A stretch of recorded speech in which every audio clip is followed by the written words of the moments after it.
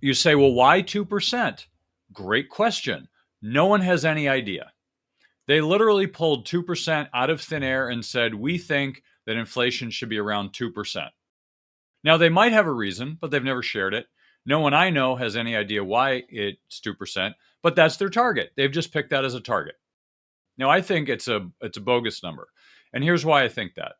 Because if you look at history, if you go back, quite some time, what you'll notice is that if you go back, a few decades, having it be 2% is not normal. If you look at the 80s, the 70s, and 80s, it was in the double digits.